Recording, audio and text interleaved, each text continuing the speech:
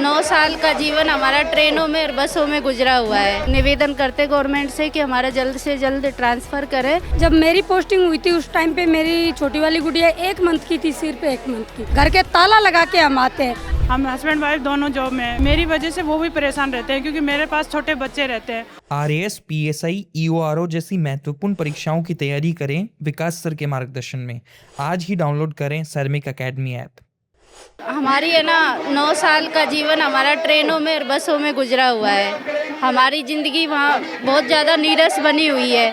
हम परिवार से पूरी तरह से अलग हैं। छोटे छोटे बच्चे भी हैं सर, और मेरे हस्बैंड है वो गंभीर बीमारी से ग्रसित है, तो मुझे हर महीने उनकी दवाई के लिए यहाँ आना पड़ता है। जयपुर जो दुर्लभ जी हॉस्पिटल से उनका इलाज चल रहा है, तो सर वित्तीय प्रॉब्लम भी आती है। एक तो उनके इलाज की प्रॉब्लम, वहाँ रहे तो हमारे 25, 30, 35 हज़ार रुपये पर मंथली खर्च हो जाते हैं किराए में।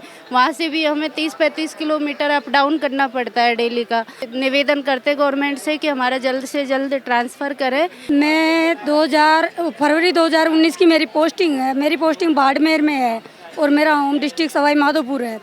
मेरे 2 बेटियाँ हैं। जब मेरी पोस्टिंग हुई थी उस टाइम पे मेरी छोटी वाली गुड़िया 1 मंथ की थी, सिर्फ 1 मंथ की।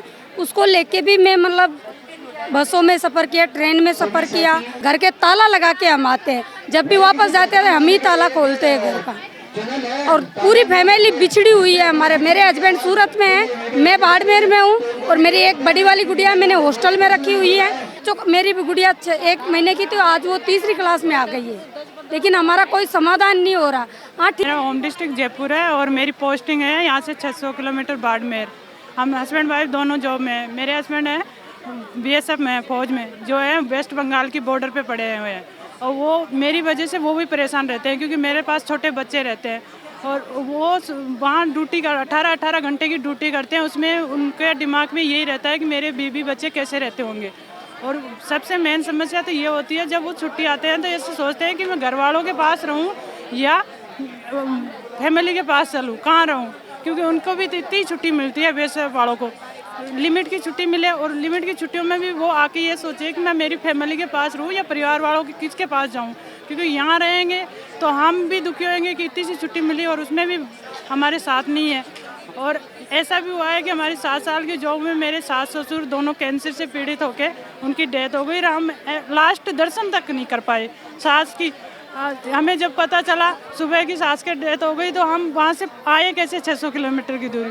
आने का कोई साधन नहीं होता, वहाँ से बस होती है, रात को ही होती है, तो हम तो दूसरे तीसरे दिन आके पहुँच रहे हैं। और घर वालों की 2 घर वालों की डेथ हो गई, सास और ससुर की, तो हमारे बहुत परेशानी हो रही है। और इस वजह से मेरे हस्बैंड भी बहुत एब्सेंट, दिमाग ऐसे रहता है कि क्या करें। तो सरकार को सोचना चाहिए ना कि एक बीएसएफ का जवान वहाँ उनकी बॉर्डर पे उनकी सेवा दे रही, पूरी जनता की सेवा दे रहा है, और उनकी बीवी बच्चे इतने परेशान हो रहे हैं। और जहाँ हम रहते हैं वहाँ से हम स्कूलों में जाते हैं, वहाँ पे भी बहुत परेशानी आती है।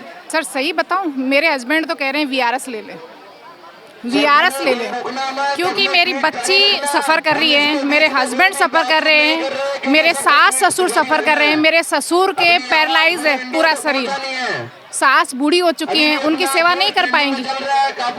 सरकार हमारी बिल्कुल भी नहीं सुन रही है।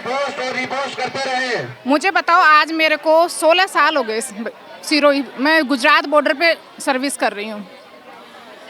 मदन दिलावर जी 1 महीने अपनी फैमिली से दूर रह के दिखाएं, हम भी मान लेंगे, रह के तो दिखाएं हम किन परिस्थितियों में रह रहे हैं, हमारे बच्चे क्या कर रहे हैं। हमारा परिवार नहीं है, हमारे कोई सामाजिक उत्तरदायित्व नहीं है, हमारे घर में कितने सारी फंक्शन होते हैं हम नहीं अटेंड कर पाते। मेरे नाना जी मरे थे, 10th क्लास तक मैं ननियाल में रही हूँ सर। मैं उनके उस पे दाह संस्कार पे नहीं आ पाई, पीओ ने मना कर दिया कि मैडम नहीं जा सकते।